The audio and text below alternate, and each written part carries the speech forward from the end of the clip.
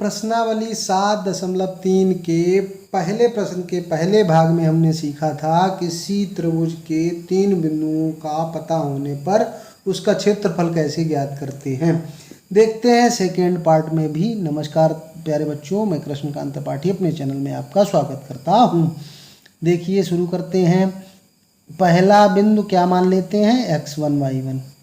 दूसरा बिंदु उसको क्या मान लेते हैं, x2 और y2। तीसरा बिंदु x3 और y3। ये ध्यान रखना है कि पहला निर्देशांक x का होता है, दूसरा y का होता है। जब ये हमको पता होते हैं तो त्रिभुज का क्षेत्रफल जो सूत्र होता है उसको क्या लिखते हैं, 1/2। और हमने आपको याद करने का तरीका भी बताया था, ट्रिक भी बताई थी कि x1 को बाहर लिखिए तो आगे 1 के आगे गिनती 2 आती है, 2 के आगे 3 आती है। फिर यहाँ तो x2 रहेगा। अब यहाँ 3 से ख़त्म हुआ तो 2 के आगे 3 गिनती आती है, 3 के आगे फिर 1 आ जाएगी।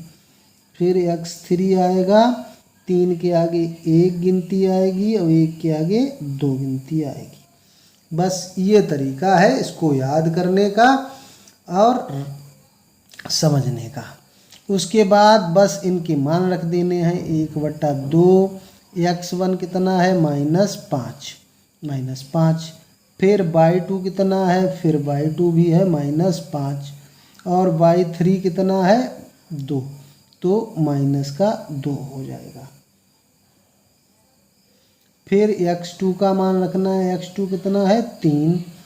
फिर y3 यहाँ से ख़त्म हुआ था यानी कि 2। फिर -y1 कितना है, -1 तो +1 हो गया। फिर x3 कितना है, 5। x3 है 5।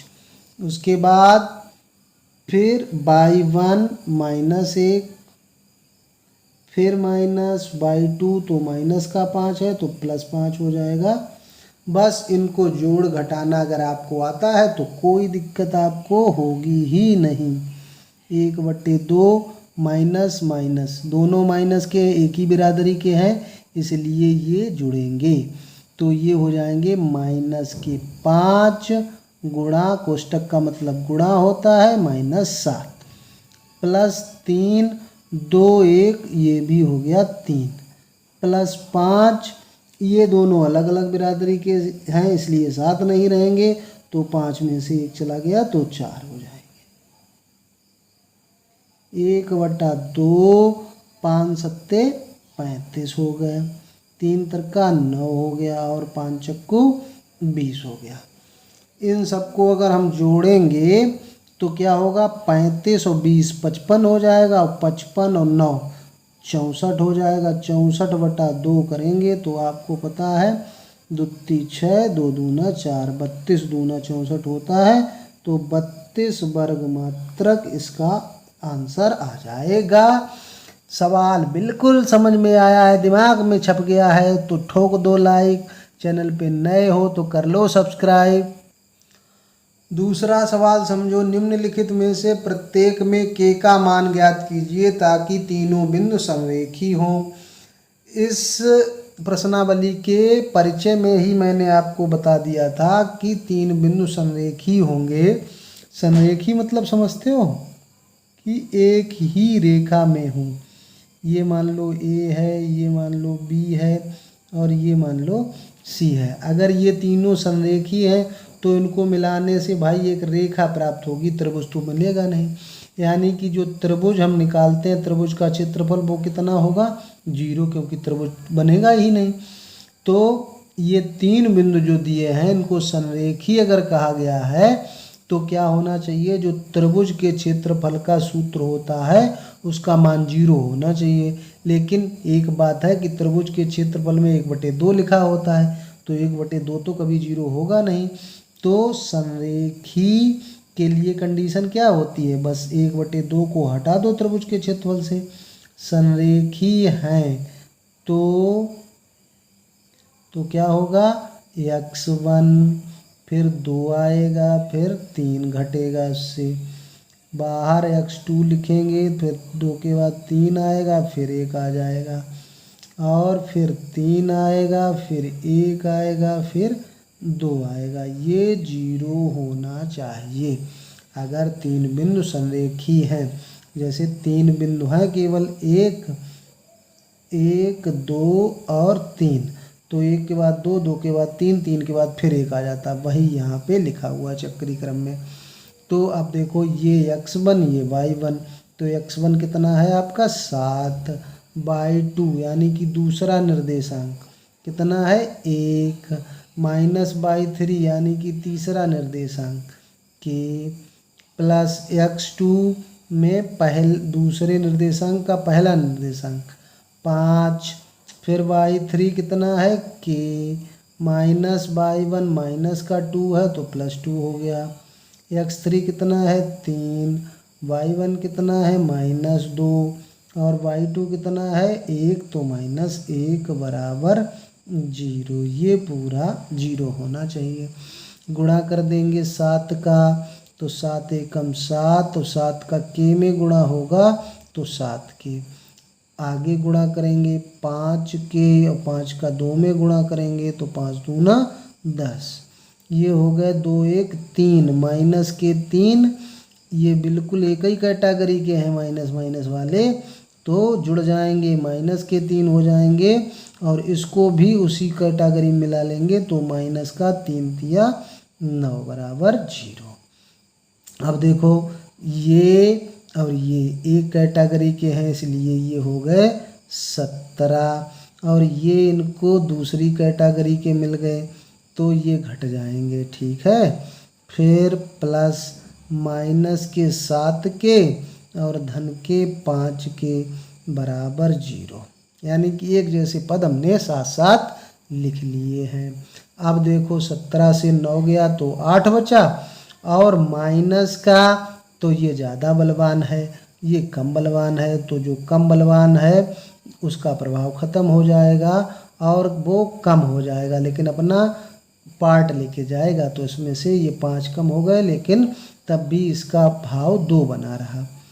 अब 2 के को इधर कर दे तो माइनस की संख्या बराबर की उधर जाती, प्लस की हो जाती है और 8 अपनी जगह पर बने रहे। के का मान ज्ञात करें तो गुणे वाली संख्या भाग में चली जाती है, 2 का भाग कर दो भैया तो 4 आ गया, तो यही आपको के का मान मिल गया और यही आपका उत्तर हो गया। अब दूसरा सवाल का दूसरा भाग भी बिल्कुल वैसा ही है। पहले को x1 y1 मान लो, दूसरे को क्या मानेंगे 2 2 नंबर दे दो और फिर तीसरे निर्देशांक में 3 3 नंबर दे दो। फिर लिख दो बिंदु संरेख हैं, क्या संरेख हैं, बिंदु संरेख हैं।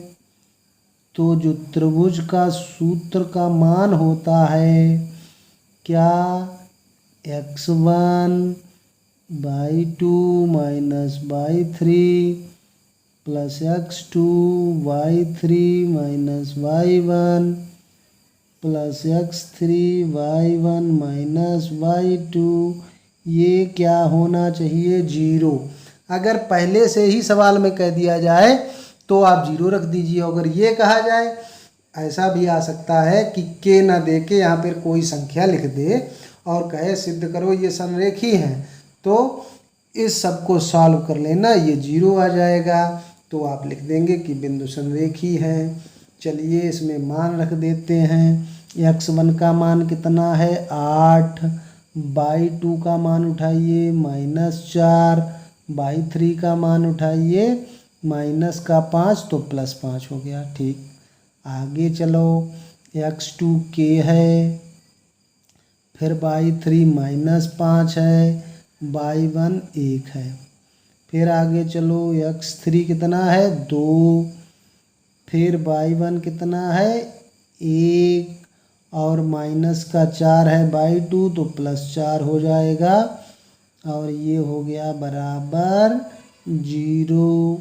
अब जोड़ना घटाना रह गया, 5 में से 4 घट गया तो 1 बचा, 1 बचा, हाँ बचा, माइनस माइनस प्लस मतलब गुणा नहीं है, माइनस माइनस ही के हैं तो एक जैसे हैं तो जुड़ जाएंगे। तो माइनस के 6 हो गए, के इसके साथ गुणे में है, 4 1 5, 5 दूना 10 हो जाएगा ये, बराबर 0। अब 8 1 कम 8 और 5 दूना 10 हमने लिख लिया है इधर, और 6 के को उधर 0 की तरफ ले गए, तो ये इधर जैसा चिन्ह लिए होगा तो बराबर के उधर जाएगा तो उल्टा हो जाता है, तो उल्टा हो गया, यानी कि माइनस का प्लस का हो गया। तो ये 10 और 8 18 बराबर 6 के। अब अगर भैया के हम आपसे पूछेंगे तो आप कहेंगे गुणे वाली संख्या चली जाती है भाग में, और 6 का पहाड़ा पढ़ो तो 18 3 बार में आ जाता है, और बस यही तो हो गया हमारा नंबर आंसर। बस इतना सरल सवाल है। धन्यवाद। आगे के सवाल अगले वीडियो में देखेंगे।